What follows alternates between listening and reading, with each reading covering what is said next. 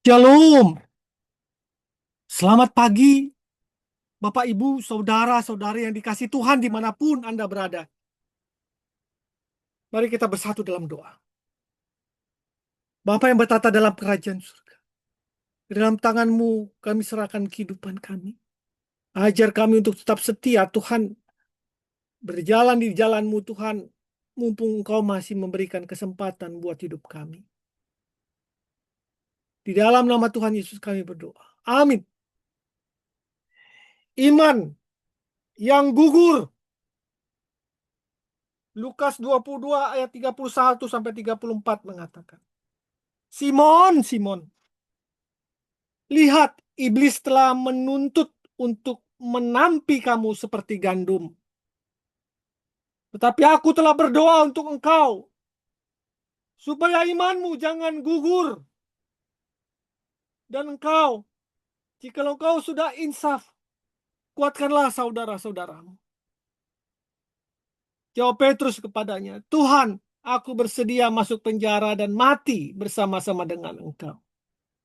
Namun Yesus berkata, aku berkata kepadamu Petrus, hari ini ayam tidak akan berkokok sebelum engkau 3 kali menyangkal bahwa engkau mengenal aku. Bapak, Ibu, saudara-saudari yang dikasih Tuhan, kata gugur di zaman kemerdekaan, perebutan kemerdekaan adalah hal yang sering didengar. Di medan pertempuran, para prajurit-prajurit yang gagah perkasa membela negara gugur dan disebut sebagai pahlawan. Gugur juga bisa terjadi pada rambut yang kurang terawat, sehingga akarnya akan jatuh dan rontok.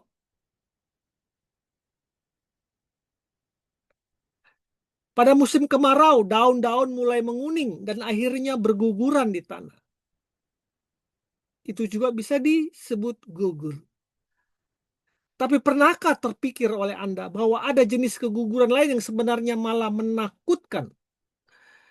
Ketika Tuhan Yesus bersama dengan murid-muridnya menjelang kematiannya, dia berkata kepada salah satu murid yang dia sayangi, Simon Petrus, Simon, Simon, lihat, iblis telah menuntut untuk menampi kamu seperti gandum. Aku telah berdoa untuk engkau supaya imanmu jangan gugur. Dan jika engkau sudah insaf, kuatkanlah saudara-saudaramu. Tuhan Yesus sudah mengetahui bahwa dalam keadaan yang sangat mendesak dan menyulitkan, salah seorang muridnya akan menyangkal dia. Dan itu terbukti ketika Petrus menyangkal Yesus sebanyak 3 kali.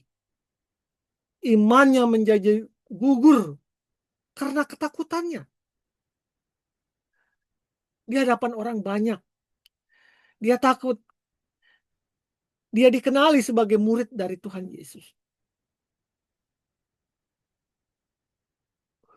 Syukurlah dia menyesali perbuatannya dan dia bangkit untuk kembali mengambil keputusan melayani Yesus hingga akhir hidupnya dengan lebih sungguh-sungguh lagi. Bapak, Ibu, saudara-saudari yang dikasih Tuhan, tidak sedikit orang-orang yang percaya mulai berguguran imannya karena masalah-masalah di dalam rumah tangga, karena masalah-masalah ekonomi yang melilitnya, karena masalah teman hidup yang tidak kunjung datang, karena masalah pekerjaan dan lain sebagainya. Semua itu menghimpit dan memicu manusia itu setiap hari untuk mengabaikan soal kerohaniannya. Dan jika hal semacam itu, masalah itu terus dibiarkan, dan kita larut di dalamnya, lama-kelamaan iman kita akan mulai layu. Dan akhirnya gugur. Tuhan berkata bahwa kita harus tetap mengerjakan keselamatan kita. Kita harus tetap giat melakukannya menjelang hari kedatangan Tuhan. Jangan main-main, jangan bermuka dua atau jangan setengah hati. Sungguh-sungguhlah berpegang kepada Tuhan. Tinggalkan yang lama. Kepercayaanmu kepada ilah-ilah lain kau harus tinggalkan dengan sungguh-sungguh.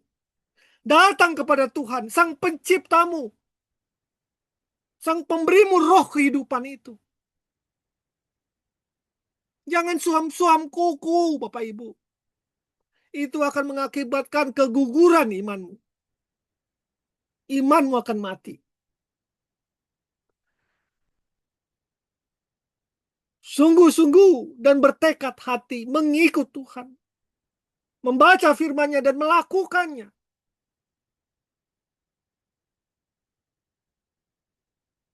Kita tidak boleh hanya merasa cukup dengan keadaan kita sekarang, Bapak Ibu.